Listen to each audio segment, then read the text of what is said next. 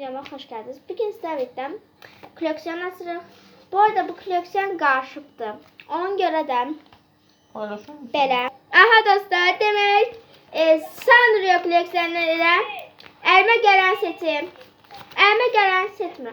Bir dəqiqə gələm. Dostlar, mən anama seçirdim. Hər dəfə özümü seçmək maraqsız gəlir. Aha, demək Tokaboka. Bu arada burada Tokabokanın evi var. İstəsəniz bir günlər gəlir, onu biliyorum. Baxın. Məsələn, kuxunası belədir bir şeydir. Nə istəyim sürpriz olsun, gələcək onda videosu. Aha, Tokaboka koleksiyonimiz. Çok tatlı.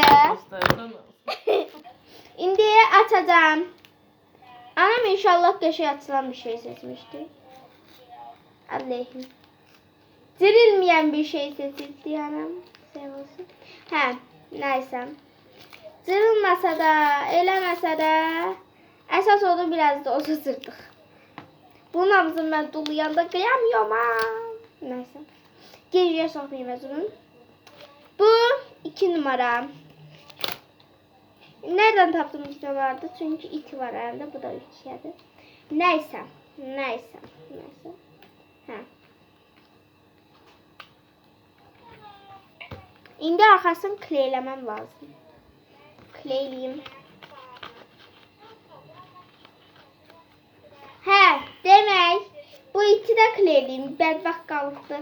Yaxşımayıbdı. Hə.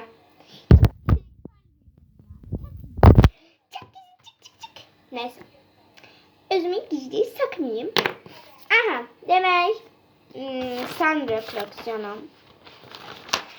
Sanrio'da fikrim yoktu. Bura inşallah gələr, çünkü bura gəlməyibdir. Anam seçibdə, görək anam nə seçibdi. Görək. Bura zibilxanadır.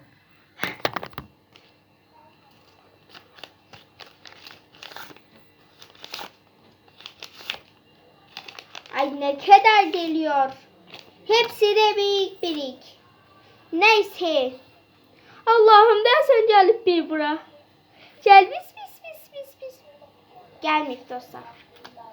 Anam da seçmeyi ve hep bura.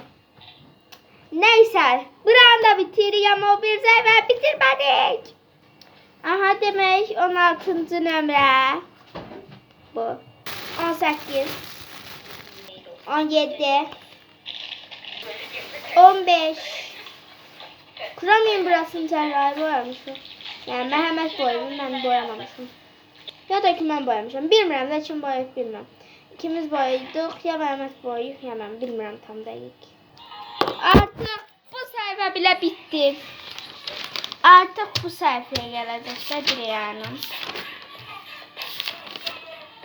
Geldik yemek koleksiyonu. Bunun da en sevdiğim yani bu cırt elemektir. Ay. Görürsen ben niye bunları hepsini. Düzgün atsam belki bir de paket edebilirim.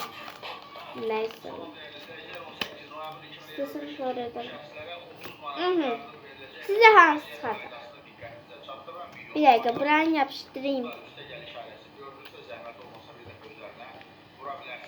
Neyse ben sabırsız olduğuma göre paketleri